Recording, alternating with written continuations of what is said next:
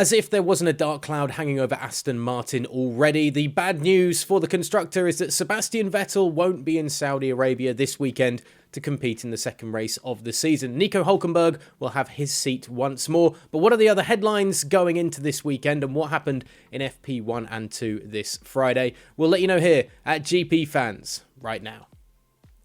Lewis Hamilton has expressed his unease at being back in Saudi Arabia for the new Formula 1 season, as the country's record on human rights and mass executions was raised at the driver's press conference on Friday. The 7-time world champion last season wouldn't say he felt comfortable driving in Jeddah on Formula 1's first visit to the kingdom, saying that if F1 goes to such places around the world, it's important to raise awareness, while calling the nation's record on LGBTQ+ rights as terrifying. Since the start of this calendar year, Saudi Arabia has seen over 100 people executed, including 81 on March 12th alone. Hamilton, in his Friday press conference, was asked again about any reservations he had driving in Jeddah, with the British driver saying that his position hasn't changed since last year. There isn't much he could say to make a difference. Hamilton, in his Friday press conference, was asked again about any reservations he had about racing in Jeddah, with the British driver saying that his position hasn't changed from last year and there isn't much he could say to make a real difference, adding, "I've heard there is a letter that has been sent to me, for example, from a 14-year-old that is on death row. At 14, you don't know what the hell you are doing in life. We won't decide where we go to race in F1, but we are duty bound to try and do what we can while we are here. It is not necessarily our responsibility, but we try to do what we can. I think it is important we try to educate ourselves, and with a little bit of difference, we can try to make sure we are doing something." Elsewhere at the drivers' press conference, Max Verstappen has had another pop at Netflix's Drive to Survive, saying the series made Lando Norris look a bit of a dick. A number of drivers have discussed the emphasis the series has put on driver rivalries and the exaggeration of those rivalries, with Verstappen leading the critics' charge.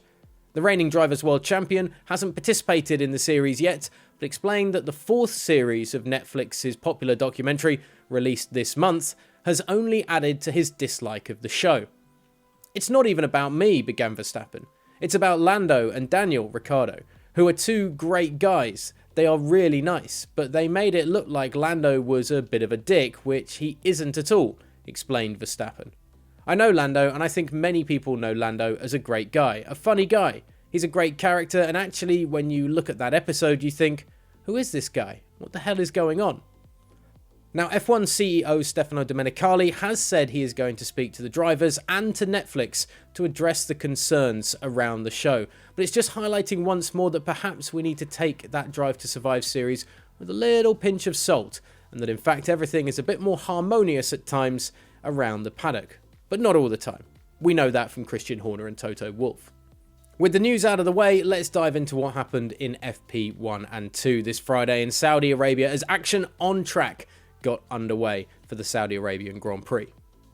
The first Friday session of the weekend started with a problem, but mainly for the Saudi race officials, with a 50-metre marker dropping off the trackside wall and onto the circuit before being obliterated by Lando Norris's McLaren, leaving debris across the track and bringing out a red flag.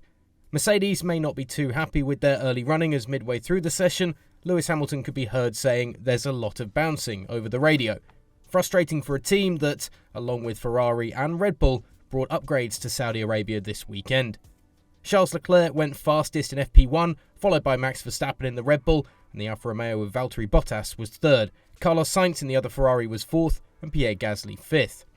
A suspected terrorist attack that led to an explosion at an oil refinery just 11 kilometres from the Jeddah street circuit caused a delay of 15 minutes to the start of FP2, but the second session on Friday did get underway after a meeting with the drivers, with F1 CEO Stefano Domenicali saying publicly, "We feel safe." When it got underway, it was a bumpy ride, at least from the looks of it, of Lewis Hamilton's car, and according to the radio messages of Carlos Sainz.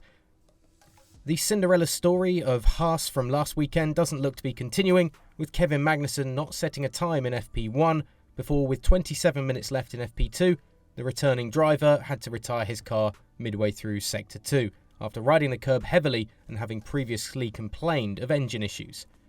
His teammate Mick Schumacher also struggled in the sessions. Up top, it wasn't smooth sailing either, however, with Charles Leclerc clipping a left wheel inside into the wall at turn 4, damaging the steering arm on one of his longer stints and bringing an abrupt end to his session. The Ferrari driver did go fastest in FP2, however, and led the pack ahead of Max Verstappen by just 0.140 seconds.